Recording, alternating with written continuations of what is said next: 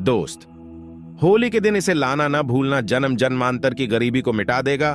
आगे आपकी मर्जी दोस्त। हिंदू पंचांग के अनुसार फाल्गुन पूर्णिमा को होली का दहन और उसके अगले दिन होली मनाई जाती है। इस साल फाल्गुन पूर्णिमा तिथि 24 मार्च को सुबह 9:15 से शुरू होगी का समापन अगले दिन यानी 25 मार्च को दोपहर 12:29 पर होगा। होलिका दहन कब है? 24 मार्च को होलिका दहन है। इस दिन होलिका दहन के लिए शुभ मुहूर्त देर रात 11:04 से लेकर 12:03 तक है। ऐसे में होलिका दहन के लिए आपको कुल 1 घंटे 14 मिनट का समय मिलेगा। दोस्तों, कब है होली और रंग कब खेला जाएगा? रंग वाली होली कब खेली जाएगी? देखिए, होलिका के अगले दिन होली मनाई जाती है, इसीलिए इस साल 25 मार्च को होली है। इस दिन देश भर में धूमधाम से रंगों वाली होली मनाई जाएगी। लेकिन याद रहे, इस दिन ग्रहण भी पड़ रहा है। दोस्त, होली पर ग्रहण का साया हिंदू पंचांग के अनुसार होली का त्योहार हर वर्ष फाल्गुन मास की पूर्णिमा तिथि की रात में होता है। इस दौरान होली का दहन किया जाता है और उसके अगले दिन रंगों से होली खेली जाती है। इस वर्ष 24 मार्च को होली का दहन किया जाएगा और 25 मार्च को होली खेली जाएगी। होली के ही दिन यानी 25 मार्च को साल का पहला चंद्र ग्रहण लग रहा है, जो भारतीय समय अनुसार सुबह 10:05 से शुरू होगा और दोपहर 3:02 पर समाप्त होगा। हालांकि उपछाया होने की वजह से यह ग्रहण भारत में दिखाई नहीं देगा, जिसके कारण यहां सूतक काल मान्य नहीं होगा। अब जब सूतक काल मान्य नहीं होगा तो दिल खोलकर होली मनाएं। आप कोई भी कार्य कर सकते हैं। भारत में इस चंद्र ग्रहण का कोई भी फर्क नहीं पड़ेगा।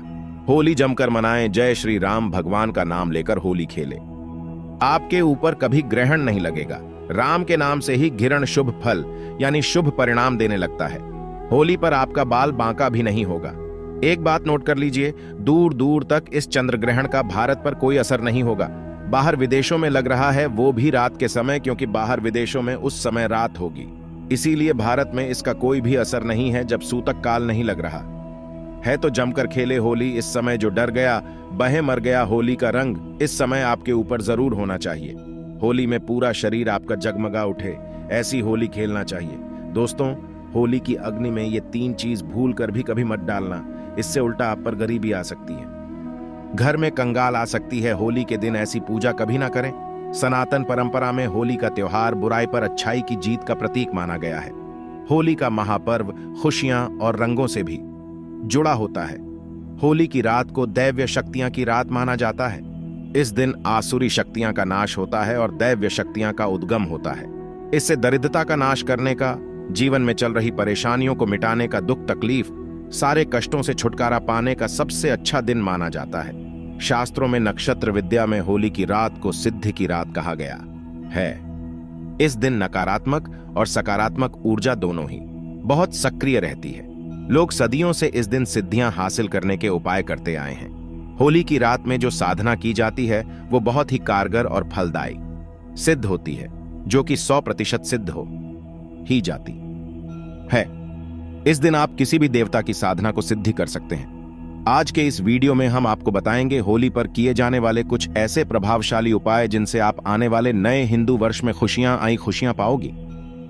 आप अपना दुख दर्द तथा कष्टों को मिटा सकते हैं। लेकिन क्या आप जानते हैं, होली पर ये 3 चीजें कभी नहीं चढ़ाना चाहिए।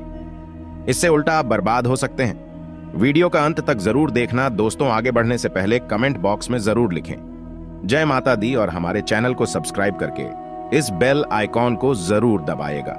दोस्त, और शास्त्रों के अनुसार माना जाता है कि होलिका दहन पर होली की अग्नि में टूटा हुआ गन्ना नहीं अर्पित करना चाहिए, ना ही खराब गन्ना अर्पित करना चाहिए। इससे उल्टा आप पर होली मैया का श्राप लग सकता है। टूटा हुआ गन्ना पूजा पाठ में इस्तेमाल नहीं किया जाता। इससे होली माता जाते जाते आपको शराब दे सकती हैं, आपके घर में का वास हो सकता है। शास्त्रों में माना जाता है कि जब होली का ध्यान होता है तब होली की अग्नि में पवित्र चीजों को ही डालना चाहिए। जब आप अग्नि में गन्ना डालें तो गन्ने के ऊपर हरे भरे पत्ते जरूर होना चाहिए, क्योंकि पूजा पाठ में अधूरी चीजें इस्तेमाल नहीं की जाती। अधूरी चीजें इस्तेमाल करने से अधूरा ही फल प्राप्त होगा। इसीलिए गन्ना साबुत होना चाहिए, टूटा हुआ बिल्कुल भी ना हो। हमेशा याद रखें, होली का दहन से ठीक पहले गन्ना घर में अवश्य लेकर रख लें और गन्नों की संख्या 2 या 5 या फिर 7 संख्या होना चाहिए। दोस्तों, होली की पवित्र अग्नि में पानी वाला नारियल नहीं चढ़ाना चाहिए। इससे आप आपके भागीदार बन सकते हैं। हमेशा सूखा नारियल होली की अग्नि में अर्पित करना चाहिए। दोस्त, तो होली की पवित्र अग्नि में पानी वाला नारियल नहीं चढ़ाना चाहिए। इससे आप आपके भागीदार बन सकते हैं। हमेशा सूखा नारियल ही होली की अग्नि में अर्पित करना चाहिए। पानी वाला नारियल अग्नि के अंदर भूल कर भी न डालें। होलिका दहन में सूखा नारियल ही डालना चाहिए, जो हम आपको दिखा रहे हैं। इस नारियल को अग्नि में डालने से पहले इस पर पूरे परिवार का हाथ अवश्य लगा लें। इससे होली माता जाते जाते आपको धन से माला माल तथा आपकी गरीबी को साथ ले जाएंगी। पानी नारियल आप पूजा के दौरान फोड़ सकते हैं, लेकिन अग्नि में कभी मत डालना। सूखा नारियल अग्नि में डालने से होली माता आपकी सभी परेशानी को अपने साथ ले जाती है और अग्निदेव भी प्रसन्न हो जाते हैं। दोस्त, तो माना जाता है कि होली माता को घर का भोग अति प्रिय है। अगर आपने अपने घर में जो भी बनाया है वो होली माता को अवश्य अर्पित करेंगे, लेकिन याद रहे गुजिया चढ़ाते समय देख ले कि गुजियों की संख्या 3 नहीं होनी चाहिए। या तो 2 चढ़ा लें या फिर 5, 7 या 11 और 21 चढ़ा सकते हैं, लेकिन गुजियों की संख्या 3 नहीं होनी चाहिए। ऐसे में 1 की संख्या में गुजिया भी नहीं चढ़ाना चाहिए। होलिका दहन में आप बर्फी का भोग लगा सकते हैं और जल अवश्य अर्पित करें। होलिका दहन में गाय के गोबर से बने उपले या यूं कहें तो बलकुड़िया अब्बर से चढ़ाना चाहिए। दोस्त, होली के अग्नि में आप हरा चना, गेहूं की गोलियां, कोई भी नई फसल अवश्य अर्पित करें। इससे आपके घर में ईंधन की कमी कभी नहीं होगी।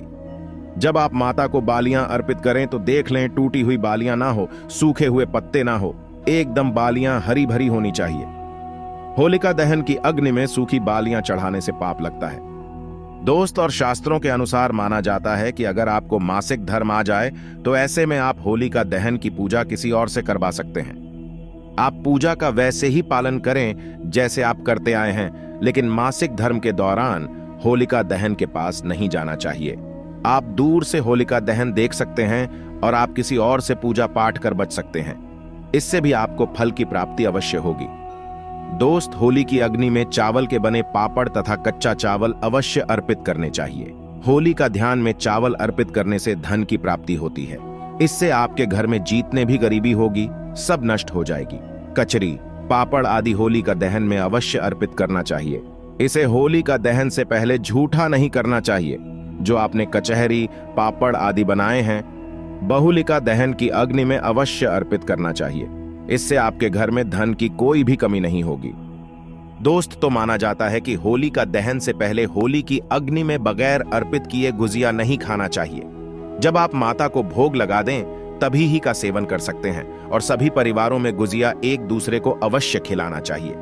इससे आपसी प्यार मजबूत होता है। माता को भोग लगाने से पहले गुजिया झूठी ना करें। जब आप पूजा वगैरह कर लें तब उसके बाद आप गुजिया खा सकते हैं। हमेशा याद रखें, माता को गुजिया का भोग लगाने के बाद कन्याओं को गुजिया अवश्य खिलाना चाहिए और दक्षिण भी देना चाहिए। इससे नव दुर्गा तथा माता रानी का आशीर्वाद प्राप्त होता है। दोस्तों, इस दिन गाय को भोग अवश्य लगाना चाहिए। इस दिन आप गाय को गुजिया वगैरह अवश्य खिलाएं। गाय को मीठा भोग खिलाने से कई जन्मों जन्मों तक पीढ़ी दर पीढ़ी राज करती है।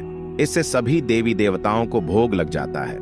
इस दिन आप कुछ करें या ना करें, गाय माता को गुजिया का भोग अवश्य लगा दे। इससे होली मैया का आशीर्वाद सदैव आप पर बना रहेगा। दोस्त, तो चाहे कुछ भी हो जाए, होलिका दहन के बाद उसके अगले दिन होली की राख आपको घर में जरूर लेकर आना है और पूरे परिवार के मस्तक पर इसको लगाना है। इस राख को आप काले कपड़े में बांधकर हमेशा घर में संभाल कर रखें और छोटे बच्चों के मस्तक पर इसे तब लगाएं जब उन्हें नजर दोष लग जाए। इससे नजर दोष आपके बच्चे के आसपास भी नहीं भटकेगी। दहन की राख को आप काले कपड़े में बांधकर दुकान के गल्ले में या फिर लॉकर में रख सकते हैं। इससे धन में बढ़ोतरी होती है। इससे आपके धन को किसी की बुरी नजर नहीं लगती। होली की राख से आप काफी कुछ कर सकते हैं, जिससे आपके घर में धन, दौलत, सुख, समृद्धि की प्राप्ति तथा नकारात्मक ऊर्जा नष्ट की जा सकती है। दोस्तों, माना जाता है कि होली के दिन सफेद चीज कभी किसी से नहीं लेना चाहिए। इस दिन टोने टोटके प्रभावशाली माने गए हैं। इस दिन सबसे ज्यादा टोने टोटके किए जाते हैं। सफेद चीज में आपके ऊपर कोई काला जादू कर सकता है। होली के दिन आप सफेद चीज भूल कर भी किसी से मत लेना। दोस्त, तो वेद पुराण के अनुसार माना जाता है कि होली खुशियों की सौगात लेकर आती है, प्यार का प्रतीक मानी गई है। तो दोस्तों, आशा करते हैं कि वीडियो में दी गई जानकारी आपको पसंद आई होगी। वीडियो अच्छी लगी तो वीडियो को लाइक करके चैनल को सब्सक्राइब जरूर करें और तक जुड़े रहने के लिए आप सभी को बहुत बहुत धन्यवाद।